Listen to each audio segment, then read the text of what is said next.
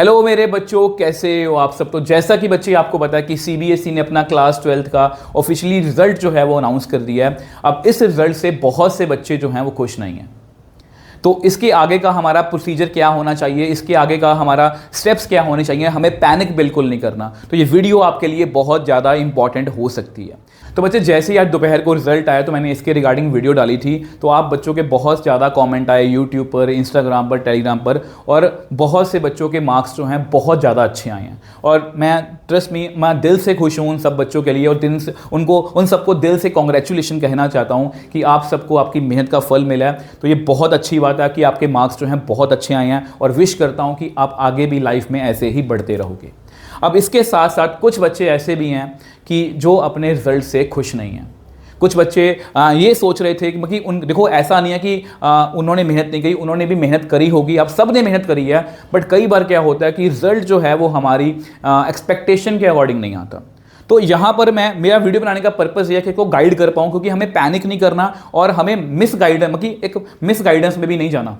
कई बार क्या होता है, कोई हमें मिस गाइड कर देता है। देखो, यहाँ पर दो तरह की सिचुएशन हो सकती है कि आपको ये लग रहा है कि मेरे मार्क्स जो हैं वो कम आए हैं, मतलब सपोज मैं 60 मार्क्स एक्सपेक्ट कर रहा था बट मेरे 50 आए हैं, 45 आए हैं, इस तरह से मार्क्स आए हैं। दूसरा ये हो सकता है कि आपके रिजल्ट के आगे, सब्जेक्ट के आगे आरटी लिखा हुआ है।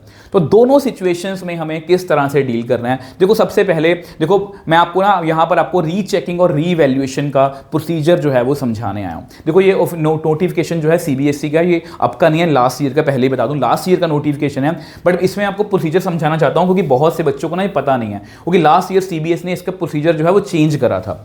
सबसे पहले बच्चे ये सुनो, देखो, सबसे पहले आपका जो फर्स्ट स्टेप है ना, जो इस बार भी सेम ही रहेगा, obtaining photo copy of evaluated answer book. सबसे पहले जैसे ये नोटिफिकेशन आएगा ऑफिशियली, मैं आपको इन्फॉर्म करूंगा। देखो, सबसे पहले ना आपको अपनी फोटो कॉपी जो है पेपर की, आपको आपकी ईमेल आईडी पर मिल सकती है।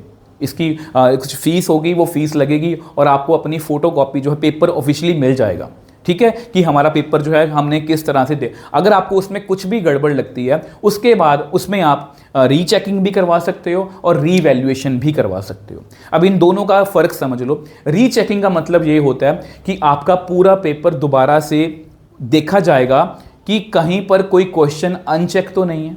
क्या सभी क्वेश्चन चेक, जो मान लो 20 क्वेश्चन है, क्या 20 के 20 क्वेश्चन चेक हुए हैं? क्या उन सबके मार्क्स जो हैं वो बाहर निकले हुए हैं मेन शीट पर, और उनका टोटल जो है क्या वो सही है? रीचेकिंग का मतलब बस ये होता है, उससे आपके मार्क्स हो सकता है इंप्रूव हो सकते हैं। अब दूसरा स्टेप बच्चे ये है रीवैल्यूएशन। रीवैल्यूएशन का मतलब ये होता है कि हमें किसी क्वेश्चन में, पर्टिकुलर क्वेश्चन में, जैसे क्वेश्चन नंबर 15 है, मुझे लग रहा है कि टीचर ने ये इस क्वेश्चन को गलत करा है, बट मैंने क्वेश्चन जो है वो सही करा है, तो आप उस पर्टिकुलर क्वेश्चन को चैलेंज कर सकते हो। लास्ट ईयर इसकी फीस जो थी वो 100 रुपीज़ थी पर क्वेश्चन। जैसे 15th क्वेश्चन को मुझे दोबारा चेक करवाना है, तो उसकी 100 रुपीज़ फीस लगेगी पर क्वेश्चन। ठीक है, तो वो पेपर जो है वो 15th क्वेश्चन जो है वो दोबारा से चेक होगा। अगर उसमें मार्क्स बढ़ जाएंगे तो आपके मार्क्स जो हैं बढ़े हुए ही काउंट होंगे। तो इस तरह से ये प्रोसीजर रहने वाला है। अब देखो बच्चे, इसके साथ साथ अब हो सकता है कि आपको लगे कि मेरी आरटी है, या आपको खुद से पता है, क्योंकि हमें सबको अंदर से पता होता है कि हमारे मार्क्स जो हैं वो कितने हम एक्सपेक्ट कर रहे थे, कितने आने वाले हैं।